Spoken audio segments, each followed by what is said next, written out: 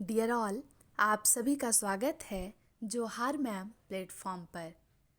चाहे आप commerce management business को समझना चाहते हैं या फिर एमबीए कर रहे हैं, सबसे ज़्यादा अगर आप लॉ की पढ़ाई कर रहे हैं और एक सेंसिटिव टॉपिक को पढ़ना चाह रहे हैं तो वो है breach of contract. Last class में मैंने बहुत डिटेल में बताया कि ब्रीच कितने टाइप के होते हैं, लेकिन सिर्फ उतना पढ़ लेने से कुछ नहीं होने वाला है। और जब भी आप एग्ज़ाम में आंसर राइटिंग करेंगे, इस बात का ख्याल रहे कि अगर सिर्फ रेमेडी पूछा जाता है कि ब्रीच होने पर मतलब कॉन्ट्रैक्ट टूट जाता है तो उसके क्या क्या रेमेडी अवेलेबल है, तो आपको ये भी बताना पड़ेगा कि ब्रीच ऑफ कॉन्ट्रैक्ट क्या होता है। इसके अलावा ब्रीच के कितने टाइप्स हैं। चलिए विदाउट एनी डिले अब हम समझते हैं ब्रीच ऑफ कॉन्ट्रैक्ट में रेमेडी। रेमेडी एक लेमैन टर्म में हम समझ सकते हैं उपाय। तो उपाय का यही अर्थ है, सॉल्यूशन का यही अर्थ है कि कहीं ना कहीं प्रॉब्लम अराइज हुआ होगा। तो वो प्रॉब्लम ऐसे हुआ कि कॉन्ट्रैक्ट जो है वो टूट गया। और टूटना तो एक सिंपल सा टर्म है। जब हम इतने सेंसिटिव टॉपिक को पढ़ रहे हैं तो यहाँ समझना है धोखे से, क्योंकि दो पार्टीज आपसी कंसिडरेशन में, आपसी कंसेंट में एक साथ अग्रीमेंट कर रहे हैं। वो अग्रीमेंट अगर इनफोर्सिएबल हो गया, मतलब अगर लीगल रेमेडी अवेलेबल है तो वो कॉन्ट्रैक्ट बन जाता है। तो कहीं ना कहीं अगर वो ब्रेक होता है, टूट जाता है, तो एक पार्टी को डैमेज उठाना पड़ेगा, मतलब उनका नुकसान होगा।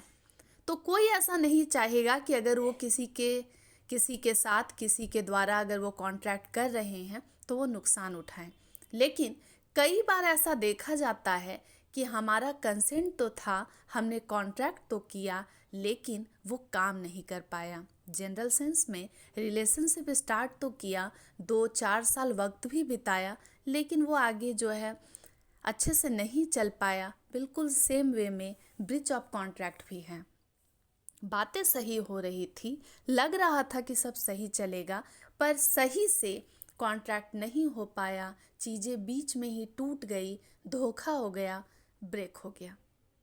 बच्चों, लास्ट क्लास में मैंने ब्रीच और ब्रीच के टाइप्स को बताया है, लेकिन बीच बीच में हम रिवाइज भी करते चलेंगे ताकि आपको ध्यान रहे। आज की क्लास में हम रेमेडी पढ़ेंगे।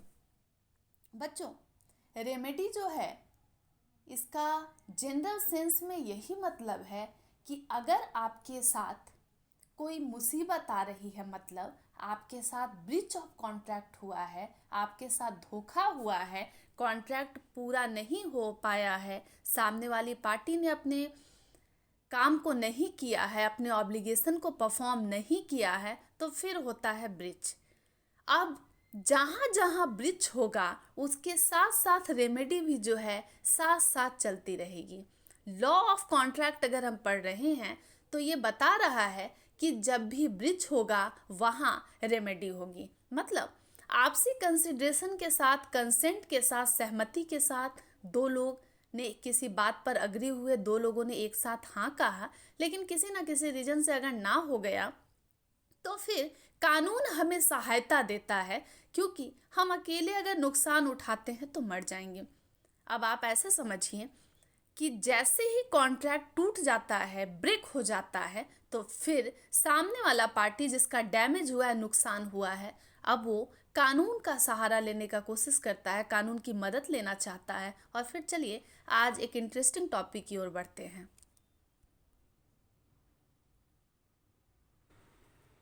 मुझे मालूम है कि जनरली जितने भी बिहारी प्रोफेसर होते हैं या फिर आपकी यूनिवर्सिटी वाले, पता नहीं कैसे प्रोफेसर हैं, टीचर हैं, वो इतनी डीप में नहीं बताएंगे, लेकिन एग्जामिनेशन पॉइंट ऑफ व्यू से, और अगर आपकी कॉपी आप चाहते हैं कि एक्स्ट्रा ऑर्डिनरी बने तो काइंडली इसे कंसीडर कीजिएगा। मुझे लगता है कि फ़ायदा ज़रूर होगा।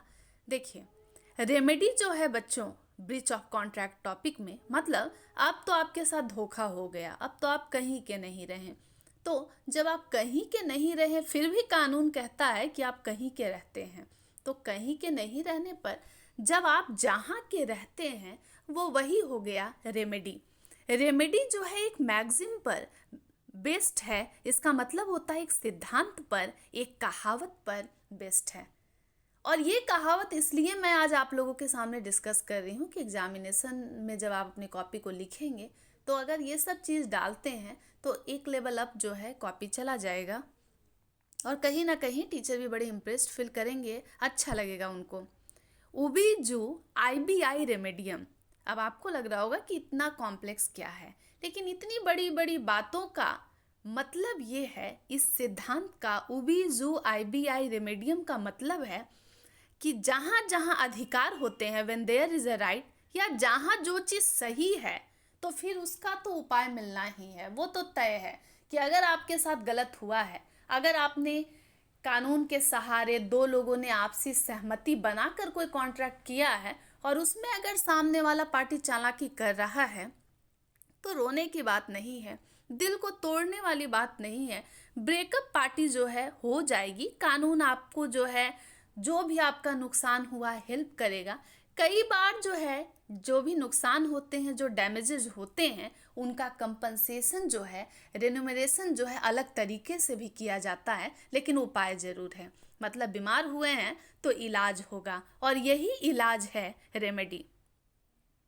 बच्चों, उबीजू IBI रेमेडियम जो है वो ये कहता है कि अगर कोई कानूनी जो अधिकार है वो अगर वायोलेट होता है तो फिर ये हमारा जो कानून है वो हमारी मदद करता है। मतलब आपके साथ अगर धोखा हो गया है तो फिर रोने की, घबराने की, पैनिक होने की ज़रूरत नहीं है, इलाज तो संभव है। चलिए फटाफट समझते हैं और आगे आगे बढ़ते जाते हैं। काइंडली इसका स्क्रीनशॉट लेंगे, लेकिन बेहतर होगा कॉपी लेकर बैठे, लॉ की पढ़ाई कर रहे हैं और अच्छे से इसके नोट्स को भी प्रिपेयर करें। और ऐसा नोट्स जो है जनरली नहीं मिलेगा, ये कॉन्फिडेंस है, ओवर कॉन्फिडेंस नहीं है। और आप लोग खास करके लॉ के जो स्टूडेंट हैं आपके लिए तो बहुत फ़ायदेमंद हैं। देखिए, ये जो मैगज़ीन है ये 2 टुकड़े में बटा हुआ है। इसके जो 2 टाइप्स हैं उसको जनरली कंसिडर किया जाता है, और मैंने बहुत डिटेल में बताया है।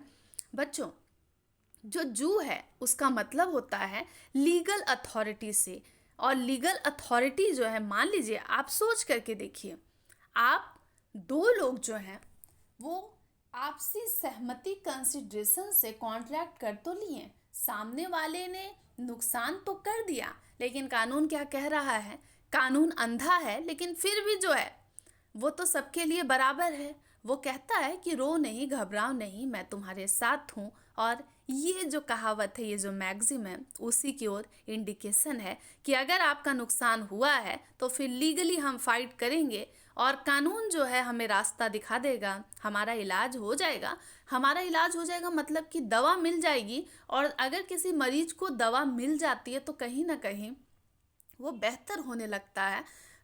पर कई केसेस में है जो इलाज अगर संभव नहीं हो पाता, मान लीजिए छोटा मोटा अगर आपका डैमेज हुआ है तो फिर तो हम लोग उसे दिल पे नहीं लगाते हैं, चलो छोड़ो, हम लोग बेनिफिट ऑफ डाउट दे करके छोड़ देते हैं। लेकिन अगर नुकसान बहुत बड़ा है तो फिर नहीं छोड़ना है, तो जो छेड़ेगा उसको छोड़ना नहीं है बिल्कुल।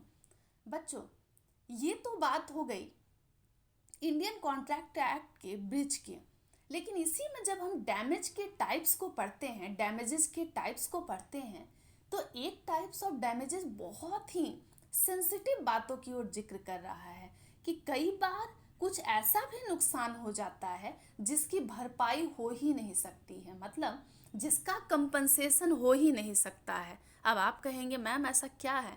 तो बच्चों, जनरली जहाँ हमारा सेंटिमेंट जुड़ा होता है, मान लीजिए कई लोग अगर लंबे रिश्ते में रहे, लॉन्ग टर्म रिलेशनशिप में रहे, 8 साल, 9 साल, 10 साल, और अचानक जो है उनकी शादी या उनका एंगेजमेंट या फिर उनका रिलेशनशिप ब्रेक हो जाता है, ब्रीच हो जाता है, फिर इसकी जो इमोशनल डैमेज है उसको कानून जो है उसकी भरपाई नहीं कर सकता। ये एक तरीके का स्पेशल टाइप ऑफ डैमेज है जो हर आम आदमी महसूस करता है। फिर अब ब्रेकअप जब हो गया तो उसका दर्द है। मान लीजिए सामने वाले पार्टी ने आपको कुछ एक्सपेंसिव गिफ्ट दिए, आप उसको तो लौटा देंगे, लेकिन आपका जो अटैचमेंट है वो सब चीज़ जो है, वो सब का नुकसान जो है उसको खुद उठाना पड़ेगा। कानून इसमें आपकी कोई हेल्प नहीं करेगा।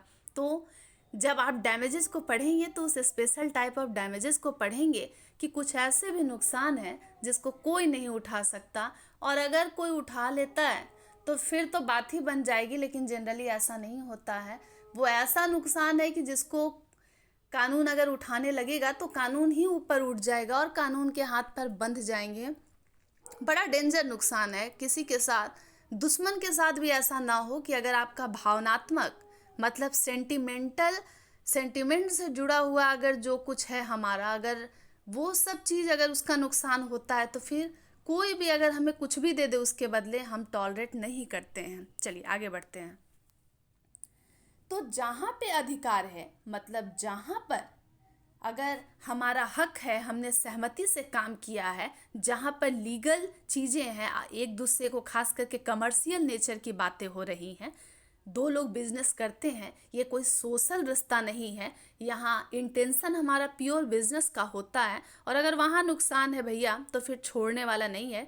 कानून के पास आप चिल्ला सकते हैं, चीख सकते हैं, रो सकते हैं, गिड़गिड़ा सकते हैं। डैमेज जो है, खसारा जो है, जो नुकसान हुआ है, उसका जो है कुछ ना कुछ उपाय निकाल लिया जाएगा। चलिए बच्चों, आज जब हम ब्रीच को पढ़ रहे हैं तो ब्रीच ऑफ कॉन्ट्रैक्ट में रेमेडीज को पढ़ना होगा। रेमेडीज मतलब उपाय, क्योंकि ब्रीच ऑफ कॉन्ट्रैक्ट मैंने लास्ट क्लास में डिस्कस किया है। अगर अब तक नहीं पहुंचे हैं तो दौड़िए और दौड़ कर उस वीडियो को देख लीजिएगा, नहीं तो आपके दोस्त अच्छा मार्क्स ले आएंगे और फिर बाद में आपको भी रोना पड़ेगा। और हाँ, जब दोस्त धोखा देते हैं ना तो फिर वो भी स्पेशल टाइप वाला डैमेज है, फिर रोते रहिएगा, कानून मदद नहीं करने वाला है, क्योंकि मैंने बताया ना कि इमोशनल चीज़ों का तो कुछ हो ही नहीं सकता है। चलिए नेक्स्ट स्लाइड की ओर बढ़ते हैं, और बहुत बारीकी से मैंने इसे बनाया है और सिर्फ आप लोगों के लिए बनाया है। तो आप लोगों के लिए बनाया तो पढ़िएगा, इसे रखकर कोई फायदा नहीं है। बच्चों, कानून जब हमें उपाय देता है, लीगल रेमेडी जब हमें मिलती है, तो उसमें जो पहला रेमेडी है, जिससे मतलब अगर आपका डैमेज हुआ है, अगर आप दो लोग कॉन्ट्रैक्ट में थे, आपका नुकसान हुआ है, तो फिर कानून आपकी मदद करेगा, और उसका जो पहला उपाय है, कानूनी इलाज है, उसको कहते हैं रेसिजन ऑफ अ कॉन्ट्रैक्ट। रेसिजन बच्चों जनरल टर्म में, लेमैन टर्म में, आम जनों की भाषा में इसे हम कह सकते हैं रद्द करना। मतलब कॉन्ट्रैक्ट को रद्द करना पड़ेगा, और कब कैसे आगे की कहानी भी बढ़ते हैं। इंडियन कॉन्ट्रैक्ट एक्ट में प्रोविज़न है कि अगर ब्रीच हुआ है, अगर दो लोगों ने कॉन्ट्रैक्ट को तोड़ा है, मतलब दो पार्टीज ने अग्री किया था, मिस्टर ए ने कहा कि मैं आपको 5 किलो आम दूंगा, और अगर बी इंतज़ार कर रहा है और आम नहीं पहुंच रहा है, तो कहीं ना कहीं कॉन्ट्रैक्ट ब्रीच हो गया है। अब बी दौड़ता हुआ कोर्ट जाएगा और बोलेगा कि देखिए देखिए इतना नुकसान हो गया है। बच्चों, अगर आपसे सेटलमेंट हो गया तो मामला ठीक है, लेकिन अगर नहीं हो रहा है तो कोर्ट की ओर से लीगल एक रेमेडी अवेलेबल है, जिसको कहते हैं रेसिजन, मतलब कैंसिलेशन, रद्द करना, मतलब खत्म करना। सबसे आसान भाषा है इसको समझने के लिए। इंडियन कॉन्ट्रैक्ट एक्ट कहता है रेसिजन ऑफ कॉन्ट्रैक्ट जो इलाज है वो ये कह रहा है बच्चों कि जैसे को तैसा कर दो, मतलब जो जैसी स्थिति में था वो वापस अपनी अपनी जगह पर लौट आओ। अच्छा, आप देखते होंगे क्रिकेट मैच वगैरह होते हैं, जितने भी प्लेयर्स हैं वो जब मैच में अपने अपने ग्राउंड में जब अपना अपना पार्ट जब वो प्ले कर लेते हैं, जब जब जिनकी बारी आती है, कुछ आउट हो जाते हैं, फिर दूसरे प्लेयर आते हैं, और अंत में सब जब मैच कंप्लीट होता है तो सभी लोग पैविलियन वापस लौट आते हैं। बिल्कुल उसी तरीके से है। लॉ ये कह रहा है कि आप पहले की स्थिति में आ जाएं, मतलब सब चीज़ जो है उसको सुधार लिया जाए, वापस अपने प्लेस पे पहुंच जाना है। पर मैम ये होगा कैसे? रेसिजन ऑफ कॉन्ट्रैक्ट कहता है कि सब चीज़ को खत्म करो। सुनो ना, ज़्यादा ड्रामा मत करो, जो जैसा वैसा लौटा दो। कई बार होता है ना, आपने अपने किसी दोस्त को कुछ अपना एक्सपेंसिव सामान दे दिया, वो 1 महीना 2 महीना टाइम पास कर रहा है, फिर एक दिन आप गुस्से में कहते हैं अरे भाई ड्रामे मत करो, जो मैंने दिया था वापस करो ना, छोड़ो। अगर तुमने शर्ट पर तेल गिरा दिया है, सब्जी लगा दी है, कोई बात नहीं है, लेकिन मेरा शर्ट जो है मुझे वापस करो। बिल्कुल कानून यही कह रहा है कि जो जैसा है वैसा कर दो। लेकिन आप सोचिए, जो जैसा है वैसा हो पाएगा क्या? तो चलिए पढ़ते हैं। बच्चों, रिसिजन का मतलब होता है कॉन्ट्रैक्ट को रद्द करना, कैंसिल करना, और ऐसा कैंसिल कर देना कि वो लगे कि कुछ हुआ ही नहीं है। कई बार आप देखिएगा किसी के साथ बहुत बड़ा कुछ घटना हो जाए, कोई एक्सीडेंट हो जाए, किसी प्रकार का कोई ट्रॉमा हो जाए, तो आप देखेंगे सामने वाले को अगर मिल गए 2-3-4 दिनों के बाद, कई लोग ऐसे होते हैं वो जो जैसे हैं, दिल टूटा है तो फिर भी वो आपको हंसते नजर आएंगे, दुखी है फिर भी हंस रहे हैं। मतलब सिचुएशन का असर ना होना, सब चीज़ रद्द हो जाना, पहले वाले स्टेट में आ जाना, कितना भी परेशानी हो सब चीज़ वापस वापस कर लेना। और चीज़ों को हम समझते हैं बच्चों, एक एक चीज़ लाइन बाय लाइन पढ़ना बहुत बचकाना होगा, आप लोग खुद समझदार हैं, लेकिन ज़रूर देखिएगा और एक एक करके आप लोग को नोट डाउन करना है। मैं बस सेंस बता रही हूँ। रेसिजन जो है बच्चों, किसी भी चीज़ के लिए यूज, जहाँ पर यहाँ पर इलाज के लिए यूज हो रहा है, मतलब अगर कॉन्ट्रैक्ट खत्म हुआ है, टूट गया है, ब्रिच हो गया है, तो पहले की स्टेट में वापिस आ जाना। इसका ये मतलब है बच्चों कि अगर मिस्टर ए मिस्टर बी ने दो पार्टीज़ हैं, अगर दोनों ने कोई कॉन्ट्रैक्ट किया है तो उनको वापस अपने हाल में आना है। सब चीज़ अगर मान लीजिए, देखिए मैंने आपको एक बैग दिया, बदले में जो है आपने कहा था कि मुझे पैसे देंगे, अगर आपने नहीं दिया है तो कोर्ट ये कह रहा है कि अरे भाई, अगर तुमने बैग ले लिया है, सामने वाले ने पैसा नहीं दिया तो बैग वापस कर दो, मामला सेट कर लो। लेकिन कई बार बच्चों कुछ ऐसे सामान होते हैं जिसमें आप ऑनरशिप पहले ट्रांसफ़र कर देते हैं, लेकिन पेमेंट पूरा नहीं हो पाता है। इसका भी जिक्र जो है रेसिजन ऑफ कॉन्ट्रैक्ट में है। तो चलिए इसे भी पढ़ेंगे।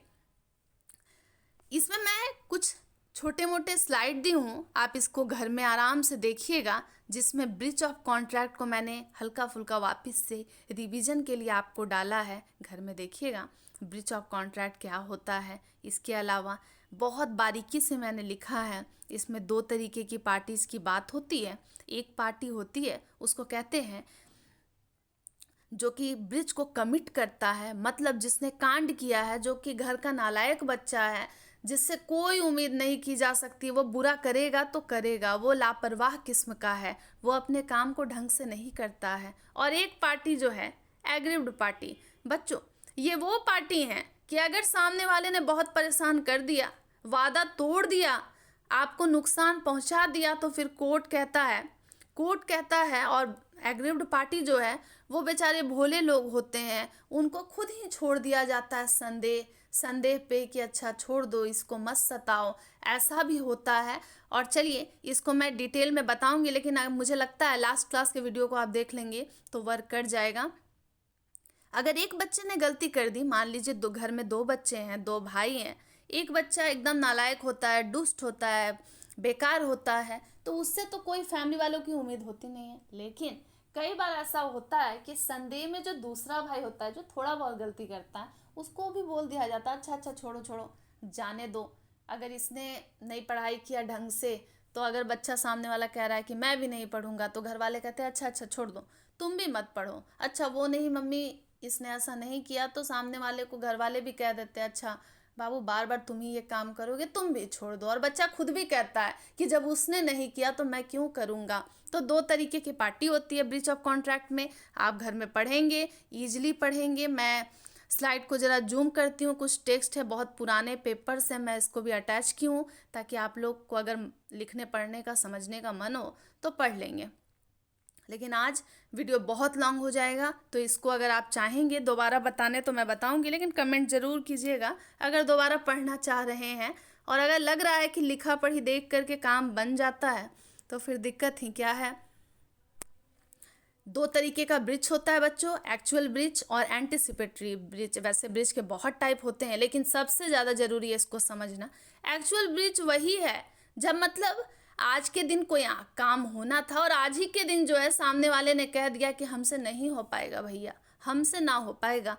और अगर ऐसा कुछ हो गया, मतलब आज के दिन ही घटने वाले दिन ही बहुत बड़ी घटना घट गई, तो ये मतलब आज के दिन अगर किसी की शादी है तो लड़के वाले ने बस 1 घंटे पहले आके कह दिया कि अब हमसे ना हो पाएगा शादी, आपको जिससे शादी करनी है कर लीजिए, मुझसे तो नहीं हो पाएगा। दूसरी बात, एंटिसिपेटरी ब्रिज, ये ऐसा धोखा है जो 1 सप्ताह पहले, 4 दिन पहले धोखा दे दिया जाता है। जनरली आप स्कूल कॉलेज में पढ़ रहे हैं, आपने देखा होगा कि कोई परफॉर्मेंस का किसी दिन किसी इवेंट का डेट प्लान होता है, बच्चे 2-3 दिन 4 दिन पहले ही अपना नाम कटवाना स्टार्ट कर देते हैं, मुझसे डांस नहीं हो पाएगा, मुझे सोशल एंजाइटी है, मुझे ये है वो है, नहीं बोल पाएंगे लोगों के बीच में, मैं डांस नहीं कर पाऊंगी, ये सब चलता रहता है। ये है एंटिसिपेटरी ब्रीच, मतलब धोखा दे दिया गया 4-5 दिन पहले।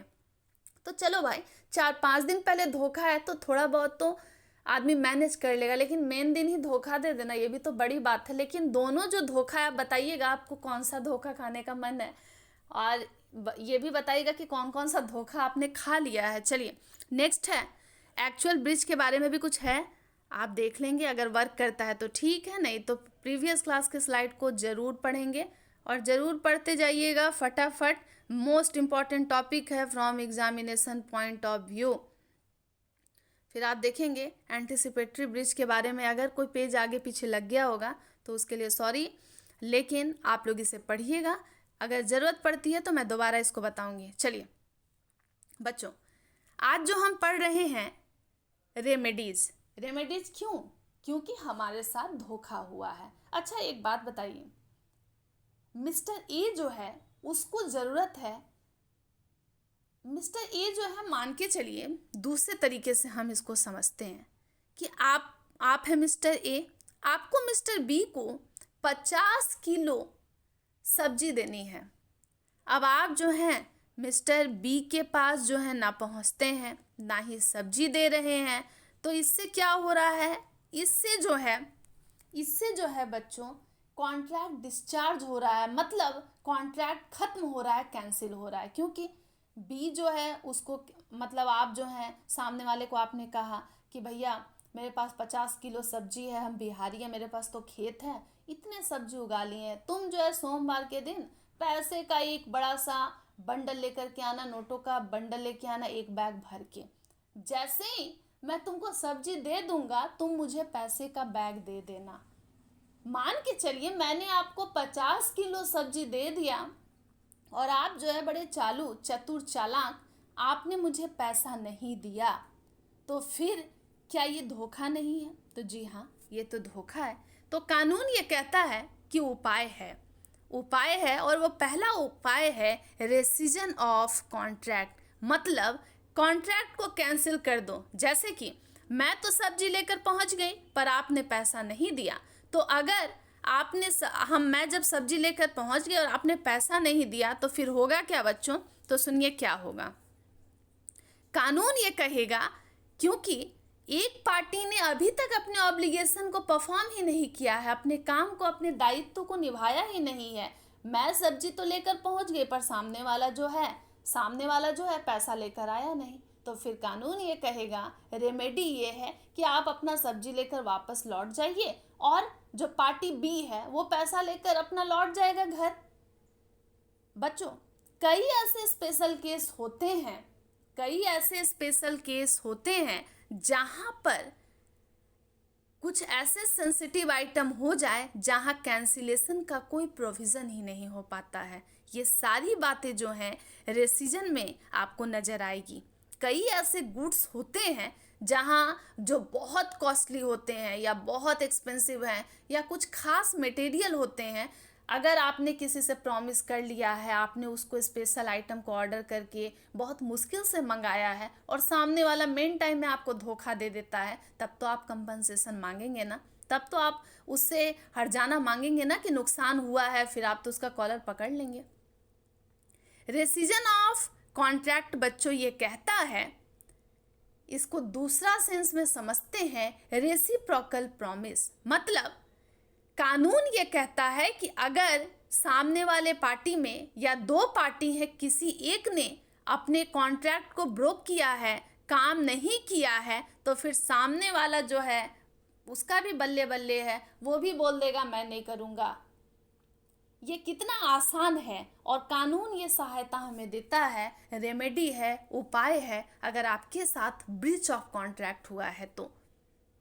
यही उपाय है ना, उपाय यही है कि आप एग्जाम्पल की ओर देखिए कि अगर ए जो है प्रॉमिस करता है बी को कि मैं तुमको 50 बैग सीमेंट की 50 बोरी जो है किसी दिन देने वाला हूँ, बी भी बोलता है कि अच्छा अच्छा ठीक है, जैसे ही मुझे गुड्स मिलेगा मैं जो हूँ तुम्हें पैसे दे दूंगा। अब ए जो है डिलीवर नहीं कर पाता है सीमेंट, तब अब क्या होता है, कानून कहता है कि बी जो है जिसे अभी पैसे देने हैं वो भी अपने काम को नहीं करेगा, उसके लिए भी जो ये कॉन्ट्रैक्ट है वो कैंसिल हो जाएगा। मतलब जैसे ही एक पार्टी ने अपने वादा को तोड़ दिया, कानून कहता है कि भैया सब पहले पहले जैसा हो जाओ, जिसने जिसका पैसा लिया है सब वापस करो। जैसे कई बार टीचर्स क्लास में सेटलमेंट करते हैं ना, दो बच्चे मारपीट कर ले, धक्का मुक्की कर ले, फिर टीचर कहते हैं एक दूसरे को सॉरी बोलो और आगे बढ़ो। तो बस ये आगे बढ़ने वाली बात है, जैसे को तैसा कर देना। लो भाई मैं तो इतना सामान लेकर आ गया, तुम नहीं आए, तुम तो पैसे नहीं दिए, तो अच्छा भाई ठीक है मैं सामान लेके घर जा रहा हूँ, तुम पैसे लेकर घर जाओ।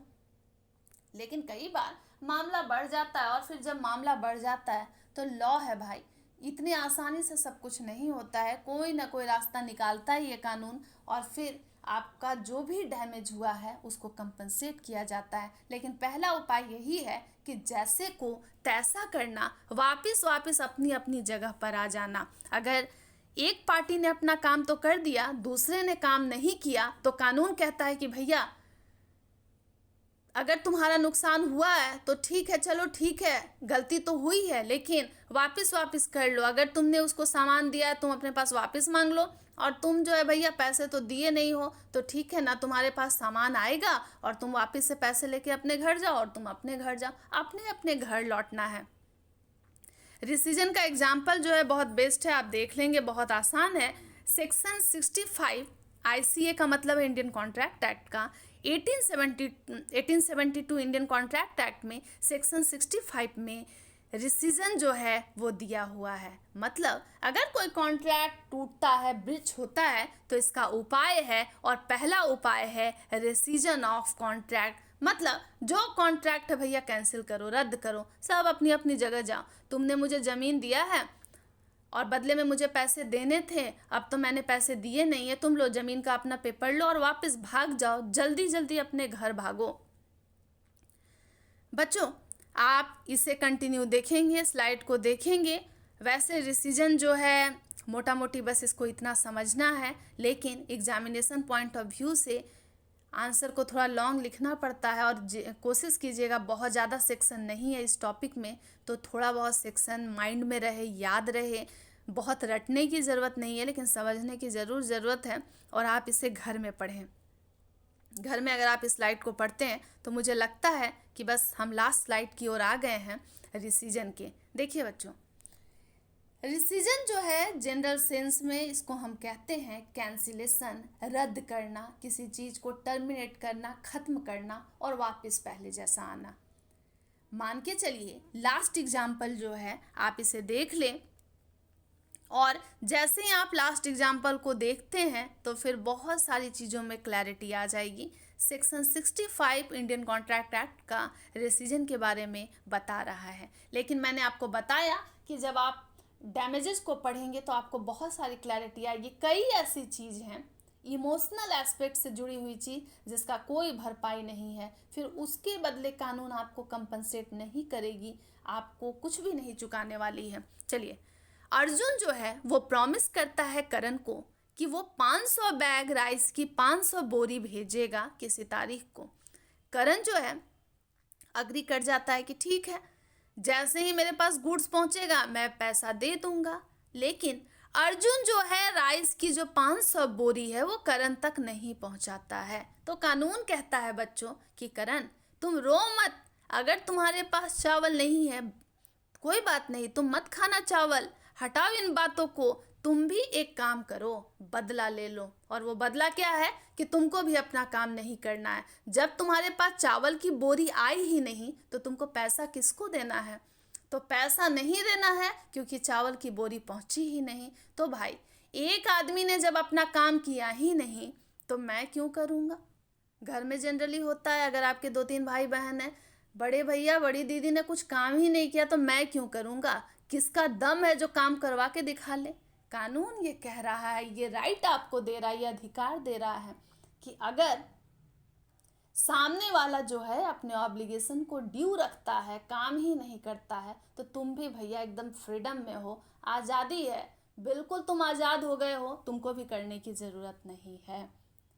सुनने में आसान लग रहा है लेकिन एग्जाम में लिखना है। एक बार रीडिंग दीजिएगा, एग्जाम्पल बड़े इजी हैं, बच्चा बच्चा इसे पढ़ लेगा और समझ जाएगा। रेसिजन ऑफ कॉन्ट्रैक्ट ये कहता है कि अगर दो पार्टी ने आपसी कंसेंट में, कंसेंट का मतलब है सहमति, अगर कोई कॉन्ट्रैक्ट किया है बच्चों, और अगर उस कॉन्ट्रैक्ट को एक आदमी नहीं निभा रहा है, कॉन्ट्रैक्ट टूट रहा है, बीच में धोखा हो रहा है, ब्रीच हो रहा है, ब्रेक हो रहा है, तब कानून कहती है कि तुमको रोने की ज़रूरत नहीं है, हम जो है नुकसान उठाएंगे, और नुकसान उठाएंगे नहीं, जिसने नुकसान किया भैया उसके जेब से निकाल के देंगे पैसे।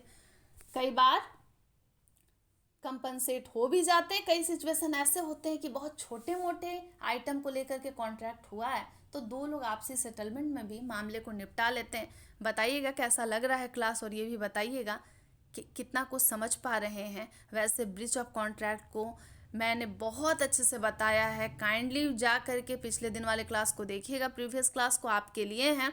और सेक्शन 65 जो है रेसिजन से डील करता है। वीडियो के लास्ट में मुझे एक, क्योंकि आप जब स्लाइड को पढ़ेंगे, नोट्स बनाएंगे, तो आपके मन में एक डाउट होगा और आप सोचेंगे कि मैडम भी लगता है बिहारी है, मैडम को कुछ आता नहीं है, तो पहले ही बता रही हूँ। एक जगह यहाँ मैंने मेंशन किया है लॉ ऑफ टॉट। बच्चों अक्सर जो हमारी डिक्शनरी है, जो हम शब्द चुराते हैं, कहीं ना कहीं से कुछ चीज़ों को लिया गया है, उसी तरीके से टॉट जो है वो एक लैटिन वर्ड टॉटम से आया है, TORTUM, जो कि कहता है, जो इंग्लिश वर्ड के इक्विवेलेंट है, जिसका मतलब होता है रॉन्ग, रॉन्ग का मतलब गलत, WRONG। लॉ ऑफ टॉट जो है, अब आपको लग रहा होगा कितना अटपटा है मैम, गलत के लिए कुछ कानून बनाया गया है, तो किस मामले में गलत?